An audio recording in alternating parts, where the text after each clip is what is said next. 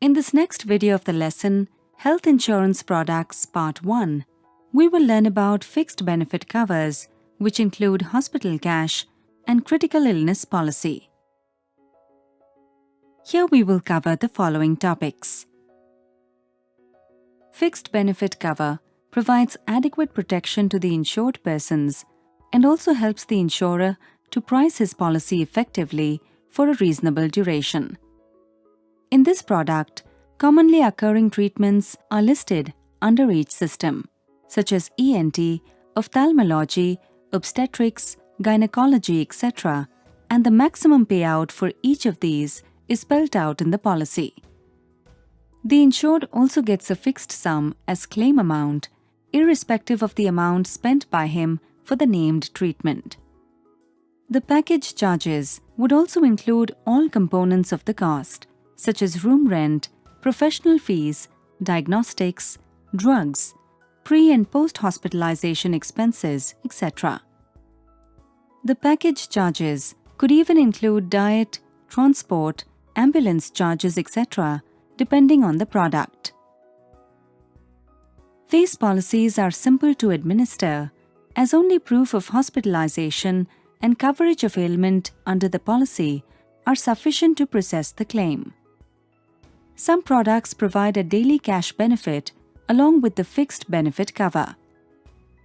The list of treatments covered could vary from around 75 to about 200, depending on the definitions of the treatments in the product. Two important fixed benefit insurance plans are Hospital Daily Cash Insurance Plans and Critical Illness Insurance Plans. Let us now understand Hospital Daily Cash Policy with the help of following features. First, per day amount limit. Hospital cash coverage provides a fixed sum to the insured person for each day of hospitalization. Per day cash coverage could vary from Rs 1,500 per day to Rs 5,000 per day or even more. Second, number of payment days. A detailed list of treatments and duration of stay are stipulated, which limits the daily cash benefit allowed for each type of procedure or illness. Third, standalone cover or add-on cover. The Hospital Daily Cash Policy is available as a standalone policy offered by some insurers, while in other cases, it is an add-on cover to a regular indemnity policy. Fourth, supplementary cover.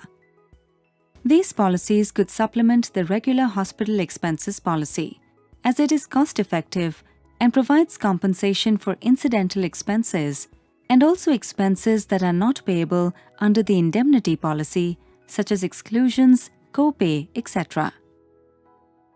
And fifth, other advantages of the cover. From the insurer's point of view, this plan has several advantages as it is easy to explain to a customer and hence can be sold easily. It beats medical inflation as a fixed sum per day is paid for the duration of hospitalization, irrespective of the actual expense. Critical illness policy is a benefit policy with a provision to pay a lump sum amount on diagnosis of certain named critical illness. It is sold as a standalone policy or as an add-on cover to a few health policies. Critical illnesses are major illnesses that could not only lead to very high hospitalization costs, but could also cause disability, loss of limbs, loss of earning, etc., and may require prolonged care post-hospitalization.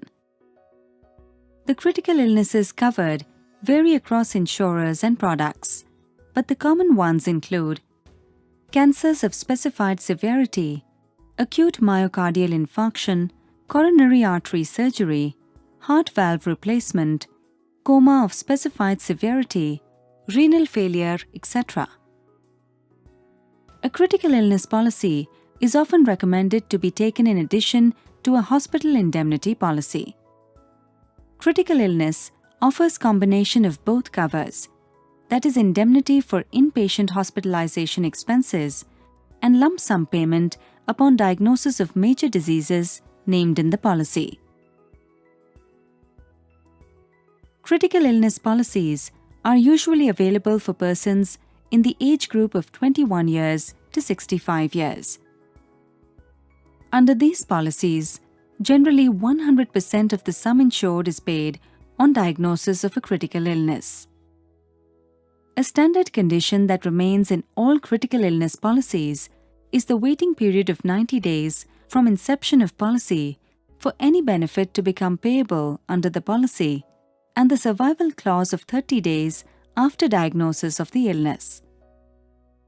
The sum insured offered under these policies is quite high, as the primary reason of such a policy would be to take care of the financial burden of long-term care associated with such diseases. Rigorous medical examinations have to be done for persons, especially over 45 years of age, who wish to take the critical illness policy. The insurer may compensate the insured only once for any of the covered diseases of the policy or offer multiple payouts, but up to a certain limited number. The policy terminates once the compensation is paid under the policy with respect to any of the insured person. The critical illness policy is also offered to groups, especially the corporates, who take policies for their employees. Here is a quick look at the topics covered in this chapter. Thank you.